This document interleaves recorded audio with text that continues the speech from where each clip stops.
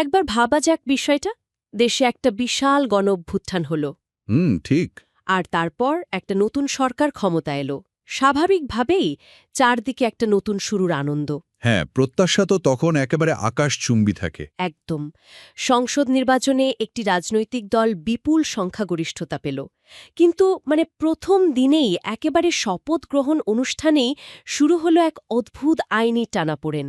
আর তীব্র মতপার্থক্যও। ঠিক তাই। আজকের এই বিশেষ গঠীর অনুসন্ধানে আমরা ঠিক এই জায়গাটিতেই আলো ফেলতে যাচ্ছি। আমাদের আজকের মিশন হল বাংলাদেশের ত্রয়োদশ জাতীয় সংসদ নির্বাচনের পর গঠিত নতুন সরকারের পথ চলা আর রাষ্ট্রের এই যে একটা সন্ধিক্ষণ চলছে সেটা নিয়ে বিশ্লেষণ করা। আর এই বিশ্লেষণের জন্য কিন্তু আমরা দারুণ একটা উৎস বেছে নিয়েছি। হ্যাঁ, চ্যানেল ২৪-এর টক শো মিট দ্য পিপলের একটি বিশেষ পর্ব। সঞ্চালক রহমান রাশেদের এই আয়োজনে উপস্থিত ছিলেন সুপ্রিম কোর্টের আইনজীবী অ্যাডভোকেট শিশির মনির এবং বিএনপির ভাইস চেয়ারম্যান ড আসাদুজ্জামান রিপন। যদিও ক্ষমতার এই যে স্নায়ুযুদ্ধ শুরু হয়েছে, চলুন তার গভীরে প্রবেশ করা যাক। শুরুতেই যে বিষয়টা নিয়ে কথা বলা প্রয়োজন তা হল সেই আলোচিত শপথ বিতর্ক। হ্যাঁ, ওই যে বিএনপির নবনির্বাচিত সংসদ সদস্যরা আলাদা করে শপথ নিলেন না, সেই বিষয়টা তো। একদম। তারা মন্ত্রিসভার সদস্য হিসেবে শপথ নিয়েছেন ঠিকই, কিন্তু সংবিধান সংসদ পরিষদের সদস্য হিসেবে শপথ নেওয়া থেকে বিরত থেকেছেন। হ্যাঁ, আর এই একটা ঘটনাই পুরো রাজনৈতিক অঙ্গনে বড়সড় বিতর্কের জন্ম দিয়েছে। আমাদের উৎস উপাদানগুলোতে দুই পক্ষের অত্যন্ত জোরালো এবং বিপরীতমুখী যুক্তি উঠে এসেছে। যদি আমরা ডক্টর আসাদুজ্জামান রিপনের যুক্তির দিকে তাকাই, তিনি বিষয়টা খুব সোজাভাবে দেখেছেন। প্রথাগত রাজনীতির জায়গা থেকে, তাই না? ঠিক। তার মতে একটি দেশে আইন প্রণয়নের সর্বোচ্চ জায়গা হল জাতীয় সংসদ। যারা নির্বাচিত হয়ে এসেছেন তারা তো আইন প্রণেতা বা ল মেকার। হ্যাঁ, তাহলে সংবিধান সংস্কারের মতো কাজের জন্য তাদের কেন আবার নতুন করে আলাদা একটি পরিষদের অধীনে শপথ নিতে হবে? তার কথার মধ্যে কিন্তু একটা আত্মবিশ্বাসের সুর ছিল। তিনি এটাও মনে করিয়ে দিয়েছেন যে অতীত নির্বাচনগুলো তো আর পুরোপুরি সংবিধান মেনে হয়নি। হ্যাঁ, তিনি প্রশ্ন তুলেছেন যে এই নতুন শপথের বাধ্যবাধকতা আসলে কতটা যৌক্তিক। কিন্তু ঠিক এই জায়গাতেই অ্যাডভোকেট শিশির মনিরের দৃষ্টিভঙ্গিটা সম্পূর্ণ ভিন্ন। তিনি এই আলাদা শপথ না নেওয়ার সিদ্ধান্তকে অত্যন্ত হঠকারী বলেছেন। অহংকারের বহিঃপ্রকাশ বলেও মন্তব্য করেছেন। এখন প্রশ্ন জাগতে পারে, একজন সুপ্রিম কোর্টের আইনজীবী কেন একটি শপথ নিয়ে এত তীব্র প্রতিক্রিয়া দেখাচ্ছেন? এর উত্তরটা লুকিয়ে আছে আমাদের আইনি ইতিহাসে। শিশির মনিরের মতে এই শপথটি কোনো সাধারণ আনুষ্ঠানিকতা ছিল না। এটি ছিল মূলত জুলাই সনদ বা গণ অভ্যুত্থানের আকাঙ্ক্ষা বাস্তবায়নের একটা রক্ষা কবচ। বিষয়টা একটু ভেঙে বলা দরকার, কারণ আইনের মারপ্যাচ অনেক সময় সাধারণ মানুষের চোখের আড়ালে থেকে যায়। অবশ্যই। অতীতে আমরা দেখেছি জাতীয় সংসদে বিশাল সংখ্যাগরিষ্ঠতা নিয়ে অনেক বড় বড় সংশোধনী পাশ হয়েছে। ওই যে পঞ্চম বা ত্রয়োদশ সংশোধনীর কথা যদি ধরি, যা তত্ত্বাবধায়ক সরকার ব্যবস্থা প্রতিষ্ঠা করেছিল। ঠিক, কিন্তু পরবর্তীতে কি হল? সুপ্রিম কোর্ট এই সংশোধনীগুলোকে বাতিল করে দিল। আর এর ফলে পুরো দেশের রাজনৈতিক গতিপথটাই তো বদলে গেল। একদম ঠিক ধরা হয়েছে। শিশির মনিরের মূল ভয়ের জায়গাটাই এখানে। উনি ভাবছেন নতুন সরকার এখন হয়তো অনেক কাঠামোগত সংস্কার করবে। কিন্তু আজ থেকে ৫ বা ১০ বছর পর যদি কেউ এই সংস্কারগুলোকে আদালতে চ্যালেঞ্জ করে বসে, আর আদালত যদি পুরনো কোনো আইনি যুক্তিতে এই পুরো প্রক্রিয়া বাতিল করে দেয়, তখন অভ্যুত্থানের অর্জনগুলোর কি হবে? এই বিপদ থেকে বাঁচার জন্যই, অর্থাৎ আইনি দিক থেকে কোনো ফাঁকফোকর যেন না থাকে, সেই প্রোটেক্টিভ মেজার হিসেবেই এই আলাদা শপথের ব্যবস্থা করা হয়েছিল। বিষয়টা অনেকটা এমন যে কেউ একজন খুব সুন্দর একটা বাড়ি বানালো। হ্যাঁ, কিন্তু জমির কাগজপত্রে একটা ছোট্ট ভুল রেখে দিল। ঠিক তাই। ১০ বছর পর কেউ এসে মামলা করে বসল যে এই জমি তার। তখন ওই সুন্দর বাড়ির আর কোনো মূল্য থাকে না। শিশির মনির আসলে সেই জমির কাগজপত্রটাই একদম নিশ্ছিদ্র করতে চেয়েছিলেন। তার হতাশাটা হল বিপুল সংখ্যাগরিষ্ঠতা পাওয়ার পর প্রথম দিনে এই নিয়মটি না মানায় এক ধরনের আস্থার সংকট তৈরি হয়েছে। উনি মনে করেন যদি বিএনপির কোনো আইনি আপত্তি থেকেও থাকে, তবুও সংসদে বিষয়টি তুলে একটা সম্মানজনক সমাধান করা যেত। এই শপথ বিতর্ক থেকে একটা জিনিস স্পষ্ট, এটি কেবল কাগজের দ্বন্দ্ব নয়। এটি হলো একটি নতুন রাষ্ট্রের ভবিষ্যৎ আইনি ভিত্তি আর একটি রাজনৈতিক দলের প্রথাগত সংসদীয় ক্ষমতার দ্বন্দ্ব। যাই হোক, সংসদের এই উচ্চ পর্যায়ের আইনি বিতর্কের পাশাপাশি মাঠ পর্যায়ের রাজনীতিতে কি ঘটছে সেটাও সমান গুরুত্বপূর্ণ। অবশ্যই, টক শোতে তরুণ ভোটাররা কিন্তু শুধু সংবিধান নিয়ে বসেছিলেন না, তারা সরাসরি রাস্তার বাস্তবতা নিয়ে প্রশ্ন তুলেছেন। রাস্তার বাস্তবতার বিষয়টা সত্যিই চমকে দেওয়ার মতো ছিল। নির্বাচনের পরপরই বিভিন্ন জায়গায় বিগত সরকারের দল মানে আওয়ামী লীগের তালাবন্ধ অফিসগুলো খুলতে শুরু করেছে। তরুণদের পক্ষ থেকে এই উদ্বেগের কথাটা যখন তোলা হলো, পরিবেশটা কিন্তু বেশ থমথমে হয়ে গিয়েছিল। তরুণদের প্রশ্নটা খুব সহজ, এই অফিসগুলো খোলার মাধ্যমে কি পলাতক শক্তি পুনরায় ফিরে আসার সুযোগ পাচ্ছে? এই প্রশ্নের জবাবে ড রিপনের প্রতিক্রিয়া বিশ্লেষণ করলে দুটি ভিন্ন মাত্রা পাওয়া যায়। প্রথমত, তিনি ব্যক্তিগতভাবে এই খবরে যথেষ্ট বিরক্ত। উনি একে অত্যন্ত ডিস্টার্বিং বলে উল্লেখ করেছেন। নোয়াখালী আর পঞ্চগড়ের দুটি সুনির্দিষ্ট ঘটনার কথা স্বীকার করে তিনি বলেছেন, নির্বাচনের পর রাজনৈতিক দলগুলো যখন একটা হানিমুন পিরিয়ড পার করছে, ঠিক সেই সুযোগটাই এই শক্তিগুলো নেওয়ার চেষ্টা করেছে। হ্যাঁ, কিন্তু এর পাশাপাশি একটা রূঢ় রাজনৈতিক সমীকরণের কথাও তিনি স্বীকার করেছেন। ওই যে স্থানীয় পর্যায়ে রাজনীতির হিসাব নিকাশ, সেখানে তো আর কেন্দ্রের মতো সব চলে না। একদমই না। নির্বাচনের সময় অন্য দলের ভোট পাওয়ার আশায় হয়তো কোথাও কোথাও কিছুটা ছাড় দেওয়া হয়েছিল, যাকে বলে ট্যাকটিক্যাল কম্প্রোমাইজ। তবে এই কম্প্রোমাইজের কথা স্বীকার করার পরপরই তিনি তরুণদের শক্ত একটা বার্তা দিয়েছেন। তিনি মনে করিয়ে দিয়েছেন যে এই গণ-অভ্যুত্থান কোনো নির্দিষ্ট দলের ব্যানারে হয়নি। এটি সম্পূর্ণ তরুণদের আন্দোলন, তাই তরুণদেরই ভ্যানগার্ড বা অতন্ত্র প্রহরী হিসেবে জেগে থাকতে হবে।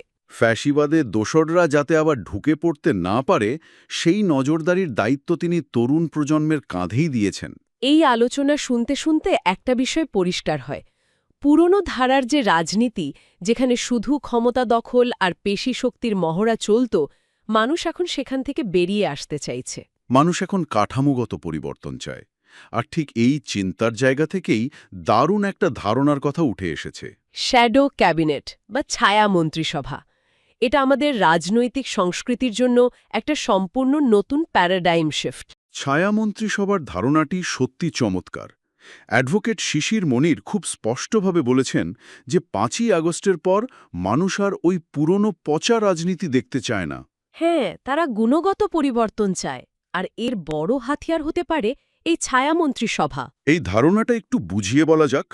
সাধারণত আমাদের রাজনৈতিক সংস্কৃতিতে বিরোধী দল মানে কি? বিরোধী দল মানে রাজপথে নেমে ভাঙচুর করা, হরতাল দেয়া বা সংসদে দাঁড়িয়ে সরকারি দলকে তুলোধনা করা। হ্যাঁ, একে বলা যায় রিঅ্যাক্টিভ পলিটিক্স বা প্রতিক্রিয়াশীল রাজনীতি। কিন্তু ছায়ামন্ত্রিসভা হল প্রোঅ্যাক্টিভ পলিটিক্স। এখানে বিরোধী দলের কাজ শুধু ঢিল ছোড়া নয়। এটাকে একটা চমৎকার উদাহরণ দিয়ে বোঝা যায়। থিয়েটারে যেমন মূল অভিনেতার পাশাপাশি একজন আন্ডারস্টাডি থাকে, যে সব ডায়লগ মুখস্থ রাখে, যাতে প্রয়োজনে সাথে সাথে স্টেজে উঠে যেতে পারে। ঠিক ছায়ামন্ত্রিসভাও তাই। সরকারের স্বরাষ্ট্রমন্ত্রীর বিপরীতে বিরোধী দলের একজন নির্দিষ্ট ব্যক্তি থাকবেন, যিনি শুধুই স্বরাষ্ট্র মন্ত্রণালয় নিয়ে গবেষণা করবেন। এর সবচেয়ে সুন্দর দিকটি হল জবাবদিহিতা। সরকার ভালো কাজ করলে ছায়া মন্ত্রিসভা প্রশংসা করবে, আর খারাপ সিদ্ধান্ত নিলে তারা শুধু রাস্তায় নেমে স্লোগান দেবে না, তারা একটি অল্টারনেটিভ ড্রাফট বা বিকল্প রূপরেখা তৈরি করে জনগণের সামনে তুলে ধরবে। তারা প্রমাণসহ দেখিয়ে দেবে যে বর্তমান আইনের বদলে এই নতুন আইনটি হলে দেশের অর্থনীতি বা সাধারণ মানুষের বেশি উপকার হতো। এর ফলে দুটি দারুণ জিনিস ঘটে। প্রথমত, বিরোধী দল সবসময় পড়াশোনার মধ্যে থাকে, ফলে ভবিষ্যতে সরকার পরিচালনার জন্য তারা নিজেদের যোগ্য করে তোলে। দ্বিতীয়ত, বর্তমান সরকার সবসময় একটা গঠনমূলক চাপের মধ্যে থাকে, কারণ তারা জানে তাদের প্রতিটি কাজের একটি বুদ্ধিভিত্তিক সমালোচনা ধেয়ে আসছে। সবচেয়ে ইতিবাচক দিক হল ড রিপনও এই ধারণার সাথে একমত পোষণ করেছেন। তিনি জানিয়েছেন, যুক্তরাজ্য বা অস্ট্রেলিয়ার মতো দেশে এই মডেল খুবই সফল। এবং তিনি ব্যক্তিগতভাবে এর আগে অন্য একটি দলকে এই প্রস্তাব দিয়েছিলেন, মানে জবাবদিহিতার এই নতুন ভাষা নিয়ে শীর্ষ পর্যায়ে এক ধরনের নীরব সম্মতি তৈরি হচ্ছে। আর জবাবদিহিতা বা সুশাসনের কথা যখন আসলই, তখন নতুন সরকারের নিয়োগ প্রক্রিয়া নিয়ে তরুণদের করা তীক্ষ্ণ প্রশ্নগুলোর দিকে নজর দেয়া যাক। অন্তর্বর্তীকালীন সরকার থেকে ড খলিলুর রহমানকে নতুন সরকারের পররাষ্ট্রমন্ত্রী হিসেবে নিয়োগ দেওয়া নিয়ে বেশ জোরালো বিতর্ক তৈরি হয়েছে। দর্শকের প্রশ্ন ছিল, একজন উপদেষ্টাকে নতুন রাজনৈতিক সরকারে টেকনোক্র্যাট মন্ত্রী হিসেবে নিয়োগ দেওয়ার পেছনে কোনো অদৃশ্য চাপ ছিল কিনা। এখানে টেকনোক্র্যাট মন্ত্রী বিষয়টি একটু পরিষ্কার করি। টেকনোক্র্যাট মন্ত্রী হলেন এমন একজন যিনি জনগণের সরাসরি ভোটে নির্বাচিত হননি, কিন্তু তার বিশেষ জ্ঞান বা দক্ষতার কারণে তাকে মন্ত্রিসভায় নেওয়া হয়েছে। ডক্টর খলিলুর রহমানের ক্ষেত্রে ডক্টর রিপন বিষয়টিকে পুরোপুরি সক্ষমতা ও দক্ষতার মাপকাঠিতে বিচার করেছেন। তিনি একটি গুরুত্বপূর্ণ উদাহরণ দিয়েছেন। অন্তর্বর্তীকালীন সরকারে থাকার সময় ডক্টর খলিলুর রহমান যুক্তরাষ্ট্রের সাথে জিরো ট্যারিফে তুলা আমদানির একটি চুক্তি করেছিলেন। কিন্তু বিশাল, আমাদের গার্মেন্টস শিল্পের জন্য প্রচুর তুলা আমদানি করতে হয়।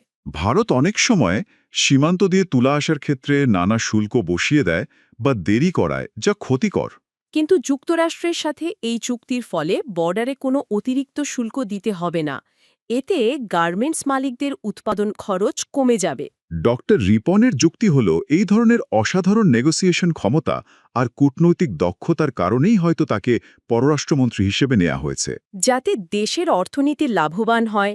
কিন্তু অ্যাডভোকেট শিশির মনির এই নিয়োগটিকে সম্পূর্ণ ভিন্ন লেন্স থেকে দেখেছেন। তিনি একে এক ধরনের ইঞ্জিনিয়ারিং বা সন্দেহজনক প্রক্রিয়া বলেছেন। তার সন্দেহের জায়গাটাও ফেলে দেওয়ার মতো নয়।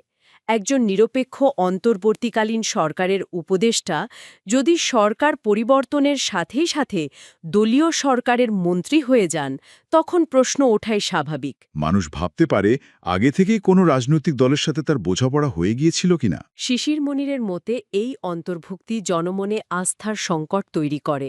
এখানে আমরা একই ঘটনার দুটি যৌক্তিক কিন্তু বিপরীতমুখী বিশ্লেষণ দেখতে পাচ্ছি। একদিকে রাষ্ট্রের জন্য দক্ষতা প্রয়োজন, অন্যদিকে নিরপেক্ষতার ভাবমূর্তিও জরুরি। সুশাসনের আরেকটি বড় স্তম্ভ হল বিচার বিভাগ। বিচার বিভাগ নিয়েও এক তরুণ শিক্ষার্থী সাহসের সাথে প্রশ্ন করেছিলেন। নতুন সরকার কি আবারও বিচারপতি খায়রুল হকের মতো কোনো পক্ষপাত দুষ্ট ব্যক্তি তৈরি করবে কিনা, যাতে রাষ্ট্রযন্ত্রকে নিয়ন্ত্রণে রাখা যায়? এই প্রশ্নের প্রেক্ষাপট মনে রাখলেই এর গভীরতা বোঝা যায়। বিচারপতি খায়রুল হকের একটা রায় কিভাবে পুরো দেশকে বছরের পর বছর সংঘাতের দিকে ঠেলে দিয়েছিল তা আমাদের সবার জানা। তরুণরা ভয় পাচ্ছে ক্ষমতার লোভে নতুন সরকারও কি আদালতকে ব্যবহার করে দাবার চাল চালবে। এই উদ্বেগে জবাবে শিশির মনিরের বার্তাটি ছিল অত্যন্ত কড়া।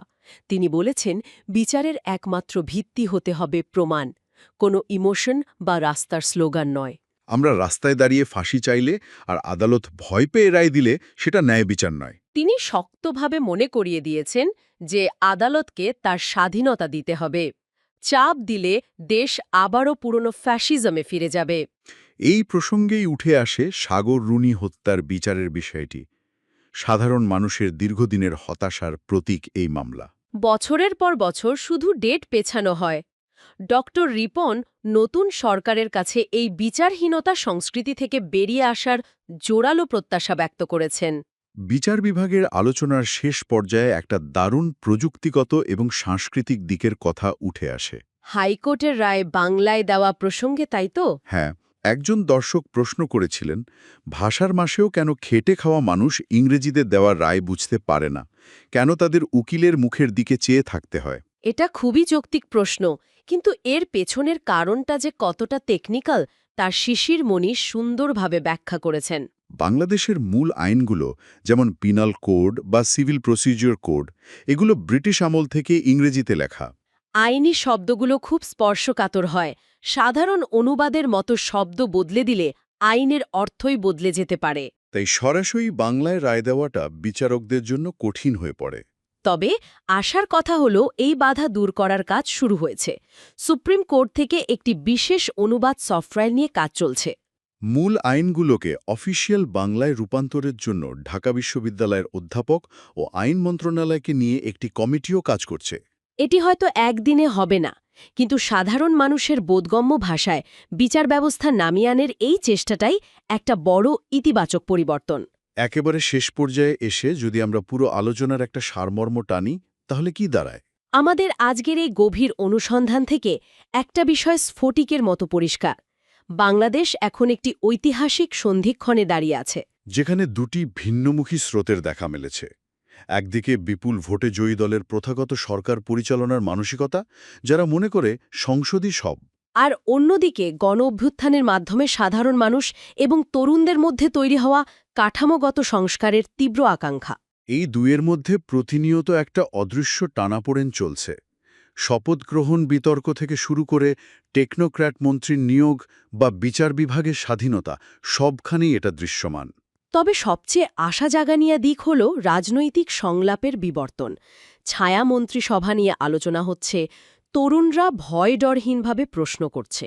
বুঝতে হবে, রাজনীতির চিন্তার জগতে সত্যিই পরিবর্তন আসছে, আর এই পরিবর্তনের হাওয়া আমাদের সামনে বিশাল ভাবনার দরজা খুলে দেয়। একদম তাই। যারা শুনছেন তাদের জন্য একটি গভীর প্রশ্ন রেখে যেতে চাই। যদি সত্যি এই ছায়ামন্ত্রী সভা বা প্রোঅ্যাক্টিভ পলিটিক্সের সংস্কৃতি বাংলাদেশে সফলভাবে গড়ে ওঠে, তবে কি আগামী ১ দশকের মধ্যে দক্ষিণ এশিয়ার রাজনীতি থেকে ব্যক্তিকেন্দ্রিক ক্ষমতার মোহ চিরতরে দূর হয়ে যাবে? রাস্তাঘাটের সংঘাত আর পেশি শক্তির বদলে যদি সংসদে মেধা, বিকল্প নীতি আর যুক্তির লড়াই শুরু হয়, তবে কি একটি বিশুদ্ধ নীতিভিত্তিক গণতান্ত্রিক ব্যবস্থা প্রতিষ্ঠিত হওয়া সম্ভব? আর যদি তাই হয়, তবে রাজনৈতিক দলগুলোর অস্তিত্বের সংজ্ঞাই কি একদম শিকড় থেকে বদলে যাবে না? দারুণ একটা চিন্তার খোরাক। রাজনীতি যদি পেশিশক্তির বদলে বুদ্ধিবৃত্তিক প্রতিযোগিতায় পরিণত হয়, তবে সাধারণ মানুষের জীবনমানের চিত্রটা কেমন হতে পারে তা ভাবলেই রোমাঞ্চ কাজ করে। এই গভীর প্রশ্নটি নিয়ে সবার নিজস্ব অনুসন্ধান আর চিন্তাভাবনা চলতে থাকুক। নতুন কোনো বিষয় নিয়ে আবারও কথা হবে।